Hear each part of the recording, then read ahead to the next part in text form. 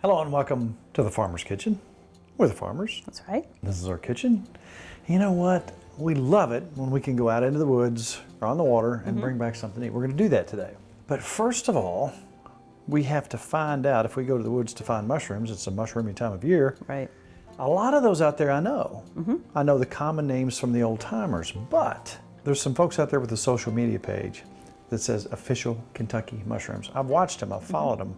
They know their stuff. I love those people who are focused, get down on their knees, look through the weeds, see what they can find. And we found one named Peter Ninneman. He's gonna take us out there. Now we're gonna see some mushrooms that you should stay away from, Right. but also ones that you can eat. And some of these might surprise you. So here's Peter.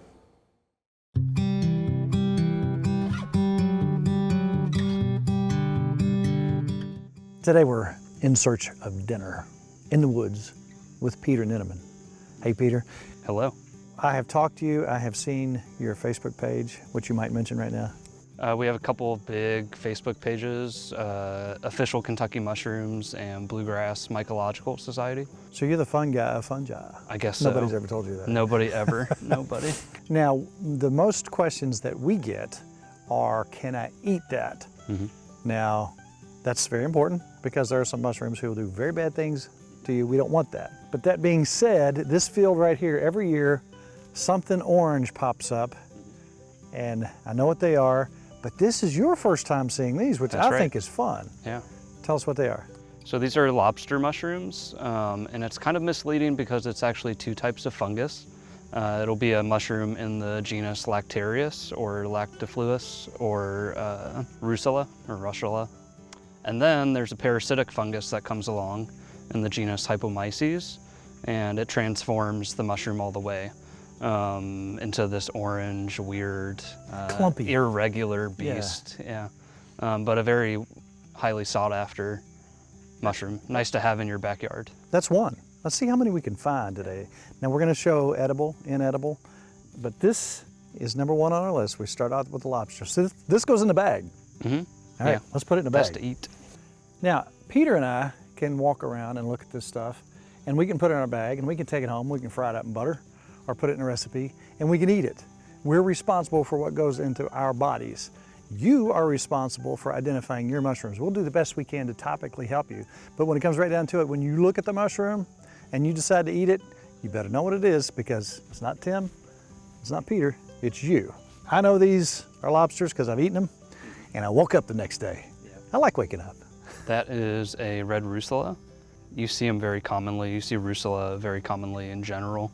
That's one of the mushrooms that can transform into a lobster mushroom when it gets attacked by the Hypomyces. There are so many different kinds. People think they know what they found when they find a red Russula, but actually there's dozens and dozens of red Russulas. Some of them are edible, some of them are not edible. You can kind of get a pretty good impression if you take a taste and spit test.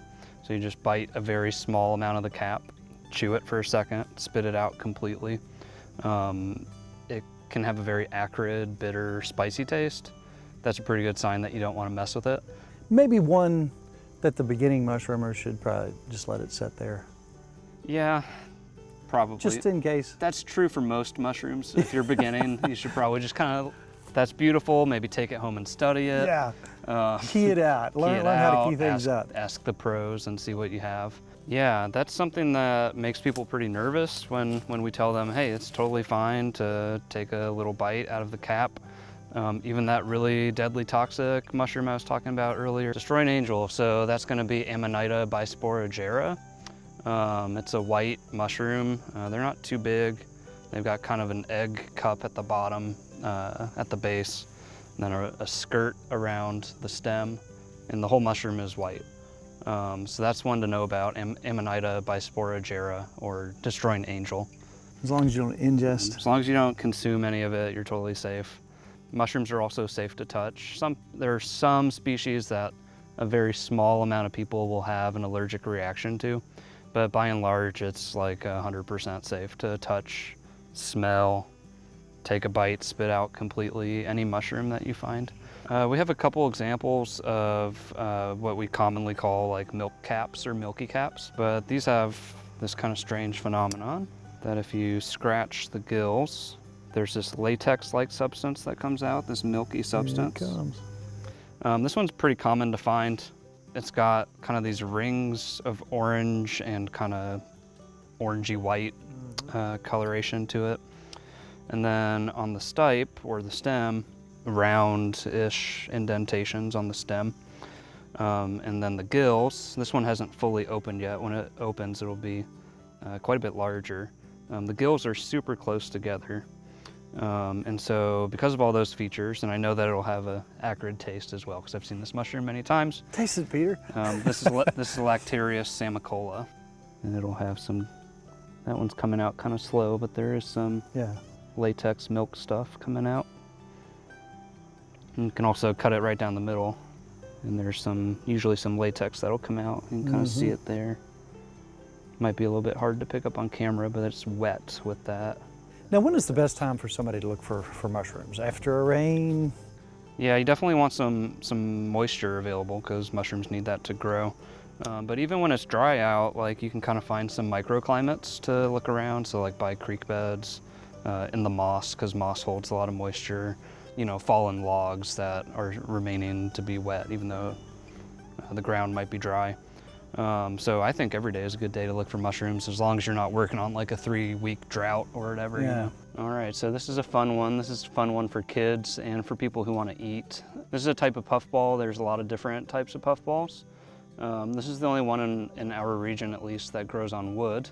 The binomials, Apioperidon piriform. You can call it a puffball. This is kind of unusual. They're kind of growing out of an old mushroom. You can kind of see along the trunk here, and you'll see on like fallen logs and stuff, you'll find them growing. The edibility test for these ones, you cut them down the middle. They should be all white like a marshmallow. So these ones would be good to eat. They don't have much taste, so you gotta season them and flavor them the way you want them to be. But it looks like you have enough for a meal to share. So like when it matures, it'll be really fun for kids to you can kind of poke it with your finger, poke it with a stick. A little cloud of spores comes out. That's pretty good entertainment on the cheap. There's also varieties of puffballs that grow on the ground. Most of them grow on the ground. Some of them, when they're mature, they have like purple spores, and so you can send off a big cloud of purple, which isn't something you get to do every day. So with puffballs, when you cut them open, they should be all white and no outline of a mushroom within it. That's how you know if it's edible. This is a very common mushroom in people's front yards, backyards, fields. The fancy name is Chlorophyllum molybdites, but it's called the vomiter for short because it makes you vomit if you eat it. There's some other gastrointestinal stuff that will happen too, but we'll stick to the vomiting. A lot of people try to eat these because when they're fresh, they're super beautiful and they're huge. So people pick them up and they're like, oh my gosh, like what a beautiful, huge meal this is. But actually they're very toxic. So you don't want to mess with these. Their characteristic that's most unique or interesting is that they develop green spores. And so this underside, the gill side, will turn like kind of the sickly green, which should be a pretty good indication you don't want to eat it if it looks sickly. This is the most common mushroom poisoning species. So this is a really important one to know about, and especially since they're so common. Okay, I would describe Peter in the short time I've known him as it's just a chill guy. Doesn't get excited, he doesn't show emotion in a tremendous way. But I watched this aura blow up around him when he found this right here. I walked right by it, had a leaf on top of it. Yeah. Here's our natural footage off of my phone of you finding this. And cut it out from the bottom. This is a really beautiful prized mushroom. No kidding. Yeah, so this is, we call it, the common name would be the American Caesar mushroom. They're related to the Caesar mushrooms of Europe, but genetically we have found out that they're different, they're distinct species. This is an edible mushroom. It's in the Ammonite genus, which we've been talking about. There's not too many of those you want to eat. It's not for beginners. This is absolutely not an endorsement for amateurs to run out eating a mushroom that looks like this. But I've been looking for this mushroom for a long time, especially this month, like dedicating this month to looking for this mushroom. So it's really fun to find on your property today. That's his excited look, by the way. Yeah. So we're gonna eat some of this on camera, right? This is also a little bit rare in that it's one of just a few mushrooms that you can eat raw. So most mushrooms you're supposed to cook to cook off toxins and to break down some of the molecular structure for your GI system. But this is one you can eat in at least reasonable portions raw. So I've never had them before because this is the first one I've ever held. All right, But let's do it. Bon appetit. I'm Bon just gonna appetit. take a little piece of the cap.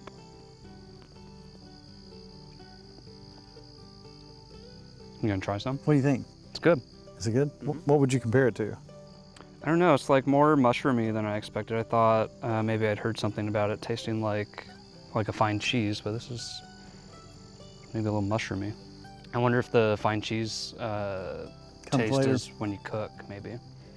Peter, I want to thank you for taking time out of your busy schedule. You got kids, you got a got wife, 2 kids, a you job. got a home, Yeah. you got critters at home. Mhm. It took a lot of time for you to come out here and get in your car, come here, but did you have fun? I had a great time. And you saw some things you hadn't seen before. And I've got some food to bring home with me. And if Yeah. you want any more of what we've got, you're welcome to it.